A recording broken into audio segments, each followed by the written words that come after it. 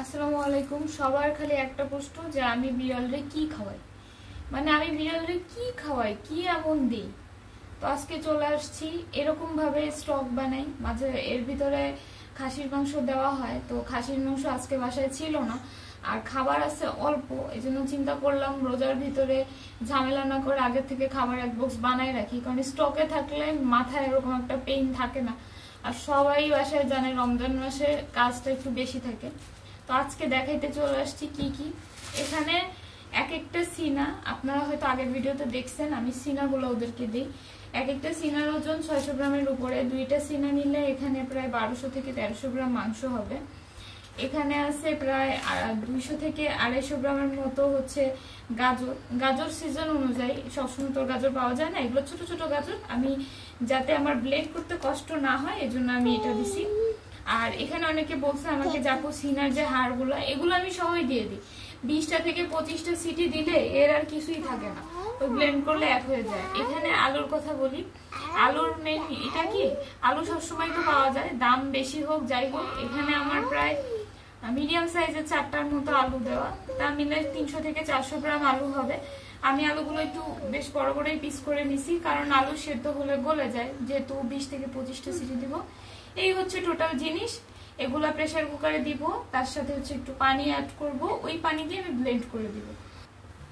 আর pressure কুকারের কথা যদি আপনাদেরকে বলতে হয়, তো প্রথমে আমি একটা কথা বলি, যারা প্রেসার কারেন্টের চুলা ইউজ করেন তারা ইন্ডাকশনের প্রেসার কুকার ইউজ করলে আমার মনে হয় সাশ্রয়ী হবে। কারণ গ্যাসে এই প্রেসার কুকার গরম হইতে হইতে তারপরে সিটি দিয়ে এরকম আমার 2-3 দিন পর পর খাবার বানাইতে হয়। তো সেই ক্ষেত্রে আমার মনে হয় না গ্যাসে পোষায় পারা যাবে। এখানে অনেকে জিজ্ঞেস করবেন আপু আপনি গাজরের তো শুকলা ফালানোই লাগে না, কারণ গাজর আমরা এমনি এগুলা জালি গাজর আমরা খাই। আর এই যে খোসাগুলা, এগুলো হচ্ছে নতুন আলু তো পাতলা, এগুলো উঠানোর প্রয়োজন নেই, ব্লেন্ড করলে এমনি মিশে যায়, আর খোসা অনেক পুষ্টি আছে। তো এবার অনেকে বলতে পারবেন যে আপু এরকম স্টক বানায় ভাতের সাথে মিশিয়ে দিব কিনা। আপু এটা সম্পূর্ণ আপনাদের চয়েস, কারণ এই বিষয়ে আমি কিছু বলবো না। অনেকের বিড়াল ভাত খাওয়া অভ্যস্ত, ভাত ছাড়া পেট ভরে না, আমি এমনও শুনছি। আবার অনেকের বিড়াল আছে ভাত খেলে পেট খারাপ করে, যেমন আমার বিড়ালগুলো। তো আপনার বিড়াল যদি এরকম হয় যে ভাত ছাড়া তাদের পেট ভরে না, সেক্ষেত্রে আপনি এটা অ্যাপ্লাই করতে পারেন। মাঝখানে দেবো চিকেন গুলো, সেটা আপনি করে দেখতে পারেন। সেক্ষেত্রে ভাত দিলে সবসময় চেষ্টা করবেন 20% ভাত, বাকি সবকিছু হচ্ছে চিকেন দেওয়ার। কারণ ভাতের ভিতরে যা আছে তাতে পেট খারাপ যদি না হয় তাও মহামরি উপকার হবে না, ভাতে শুধু ফ্যাট।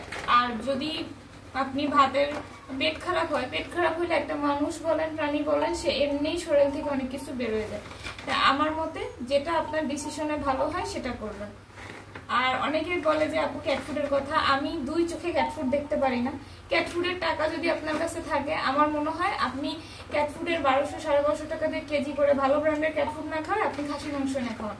রেড মিট স্বাস্থ্যের জন্য খুবই ভালো, আপনারা চেষ্টা করবেন খাসির মাংস কিনে খাওয়াইতে। এর থেকে ভালো কিছু আর হইতেই পারে না, কারণ ইন্ডিয়াতে বা পাকিস্তানে বলেন তারা খাসির মাংস খাওয়ায় বিড়ালদের। তো এই যে আমার এখানে দেওয়া শেষ, এখন আমি পানি দিব। পানিটা যার যার প্রেসার কুকার অনুযায়ী দিবেন, কারণ অনেক প্রেসার কুকার যেমন আমার পানি যদি আমি বেশি দিই সেক্ষেত্রে উচ্চায় পড়ে যায়, মানে বাইরে ছিটে যায়। তো আমি এমন ভাবে পানি দিই যাতে এটা বাইরে উচ্চায় না যায়। পানি দিতে হবে।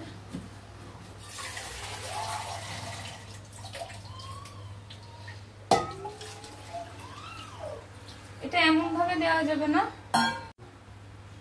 তো এই যে আমার এটা এখন রেডি, আমি এখন হচ্ছে এটাকে সিল করে দিচ্ছি।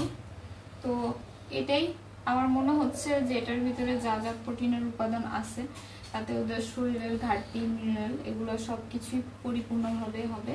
তো আপনারা এটা বাসায় ট্রাই করে দেখতে পারেন, আপনারা আপনাদের বিড়ালদের খাওয়াই দেখতে পারেন। তো আল্লাহ হাফেজ, টাটা।